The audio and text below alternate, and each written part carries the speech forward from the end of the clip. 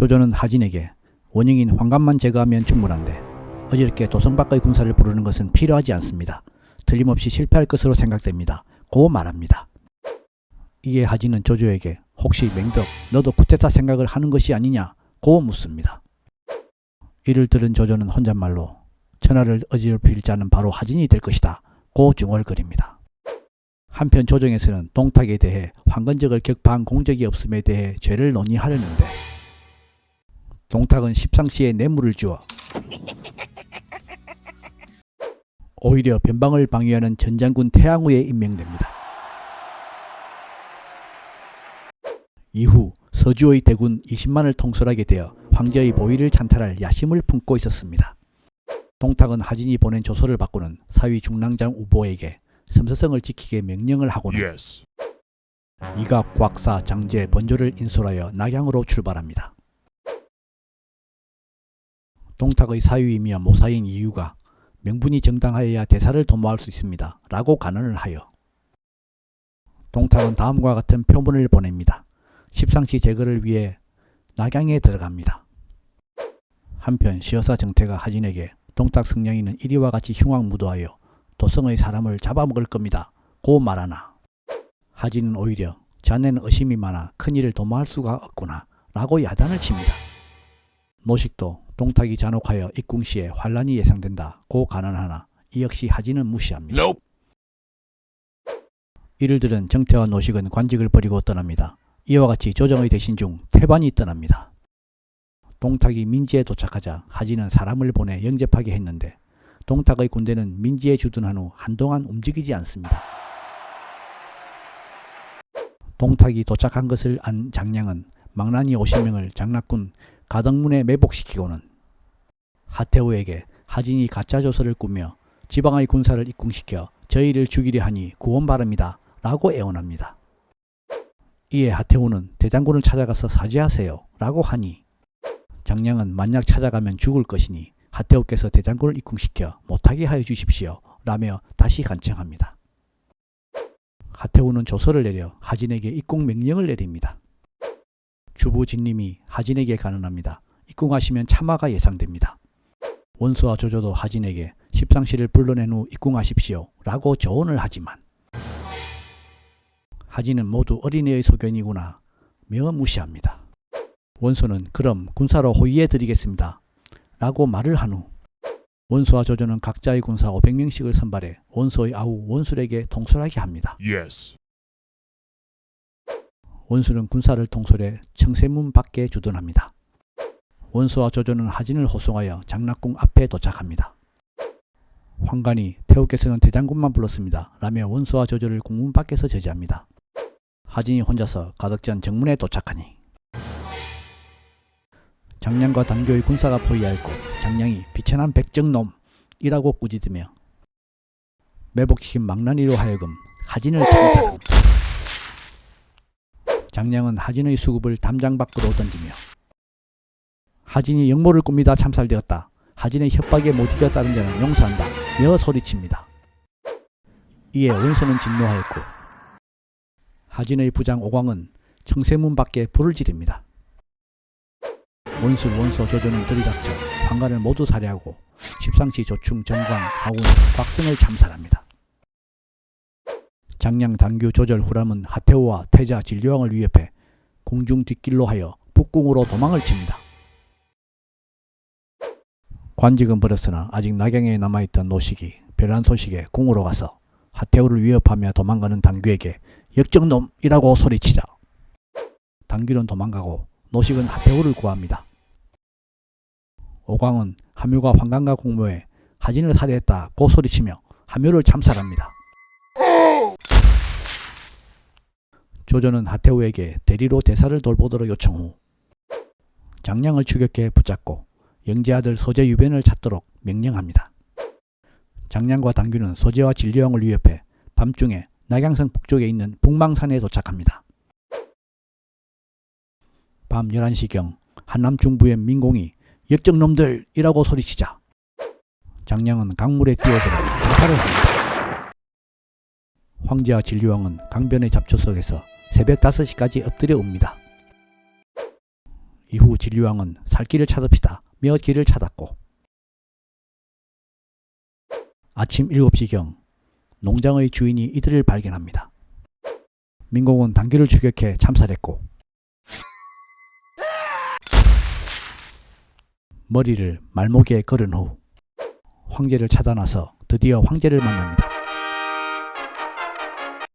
민공이 황제와 진류왕을 모시고 도성으로 가는 도중에 사도 왕륜, 태유 양표, 자궁교의 순의견, 후궁교의 보신, 사례교의 원소와 만납니다. 먼저 사람을 도성에 보내 단교의 수급을 도성에 효시하여 백성들에게 보입니다. 황제 일행은 도성으로 가는 도중에 동탁의 대군을 만납니다. 이때 동탁이 원소에게 황제를 보호하기 위해 출동했다고 말하니, 진류왕이 천자가 계신데 말에서 내리지 않는가 라고 동탁에 말합니다. 동탁은 말에서 내려 절을 올립니다. 동탁은 대화 중에 진류왕이 말 실수가 없어 황제를 배립 후 진류왕을 옹립하려는 뜻을 품습니다. 동탁은 진류왕이 자신과 같은 성씨인 동태호에 의해 양육되어 진류왕을 옹립하려는 생각도 있었습니다. 동탁은 궁에서 황희 이양에 필요한 전국 옥새를 찾았으나 보이지 않았습니다. 동탁은 매일 철갑을 두른 기병을 성으로 데려와 거리에서 날뛰게 하며 백성들을 불안하게 합니다. 또 동탁은 궁정 출입을 마음대로 합니다. 후궁교의 보신이 원소에게 동탁이 다른 마음을 품고 있으니 제거해야 합니다 라고 말하나, 원소는 조정이 안정화되어 가니 가볍게 행동할 수 없소 라고 말합니다. 이에 보신은 왕륜을 만나 말해보지만 왕륜도 차차 상의합시다 라고 말하자 보신은 태산으로 가버립니다. 이유가 동탁에게 조정의 주인이 없어 빨리 거사를 일으켜야 하니 내일 온명원에 백관을 소집 후 배립을 알리고 반대하는 자는 참수해야 합니다 라고 말하니, 동탁은 연회에 고위 관리들을 초청합니다. 동탁은 관리들에게 황제는 나약하고 진류왕이 총명하니 배립하고자 합니다 라며 말하니, 집구모 정원은 진노하며 반대합니다. 이에 동탁은 정원을 참살하려다 정원의 뒤에 방천 화극을 진 여포를 보고는 멈춥니다. 이유가 술자리에서 언론이 불가하니 내일 도당에서 공론을 벌입시다 고 제안하여 일단 정원은 자리를 떠납니다. 노식은 동탁에게 옛날 상나라의 왕 태갑이 사리에 밟지 못해 재상 이윤이 태갑을 동궁으로 쫓아내었고, 한나라의 왕 창업이 27일 만에 3,000가지 나쁜 짓을 하자 곽강이 태묘에 고하고 폐위를 시켰어. 그러나 지금 황제가 비록 어리나 총명하고 과실이 없는데 공은 지방의 자사로서 평소 국정에 참여함이 없었고 이윤이나 곽광처럼 탁월한 재능도 없으면서 어찌 폐립을 주장하시오 라고 소리칩니다. 이를 들은 동탁이 진노하며 노식을 죽이려 하자 시중 채홍 등이 노식은 명망이 높아 죽이면 천하가 놀랄까 두렵습니다 라고 말해 동탁은 멈췄고, 왕륜이 폐립의 일은 시중에 상의할 일이 아니니 다른 날 언론합시다 고 말해 모두 흩어집니다.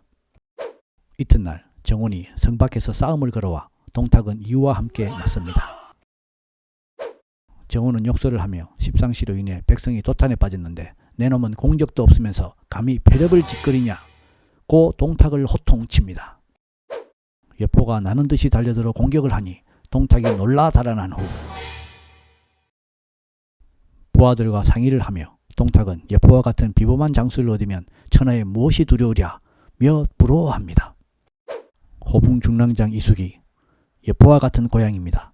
여포는 용맹하나 꾀가 없고 이익 앞에서는 어리를 저버리는 인물이니 제가 여포를 포섭하겠습니다 고 말합니다. 또 이숙은 주공께서는 하루에 천리를 간다는 적토마와 황금과 진주를 주시면 됩니다 고 제안합니다. 며칠 후 이숙은 여포를 만나 아우님 별거 없으셨소 고 말하니 여포는 인사를 합니다. 이숙은 여포에게 동탁 어른께서 말씀하시어 하루에 천리를 달리고 물 건너고 산 오르기를 평지 걷듯 하는 적토마와 보물을 가져왔어 라고 말하는 선물을 보여주니 여포는 기뻐하며 감사의 말을 하며 정원의 밑에 있는 것은 어쩔 수 없이 있는 것입니다 고 말합니다. 이를 들은 이숙은 아우님은 하늘을 들고 바다를 움직일 재주가 있어 좋은 새는 나무를 골라 둥지를 틀고 현명한 신하는 주인을 가려 섬깁니다.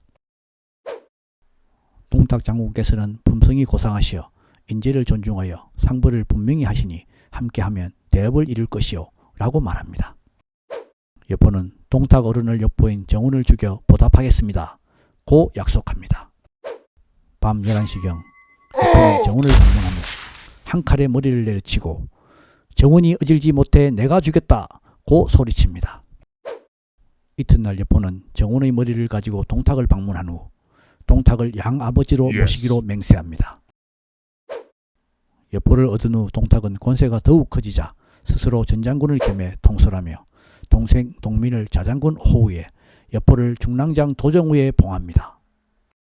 동탁은 연회를 열어 관리들을 소집하고 여포에게 군사 1000명으로 호위하게 한 후 임금이 어리고 나약하니 이윤과 곽강의 고사처럼 황제를 패하고 홍농안으로 삼고 진류왕을 황제로 옹립한다. 반대자는 목을 치겠다 고 소리칩니다. 이를 들은 중군교의 원소는 임금은 잘못이 없다. 이것은 반역이다 고 소리칩니다. 동탁은 매우 화를 내며 천하의 일은 모두 나에게 있다. 너는 나의 검이 무디어 보이느냐 라고 호통치자 원소도 너의 검이 날카로우면 나의 검도 날카롭다 고 맞받아 소리칩니다. 이것으로 마치겠습니다. 시청 감사합니다. 다음 사회 동영상은 조조의 동탁 암살 계획과 예백사입니다. 조만간 더 좋은 컨텐츠로 찾아뵙겠습니다. 구독, 좋아요, 알람 설정 부탁드립니다.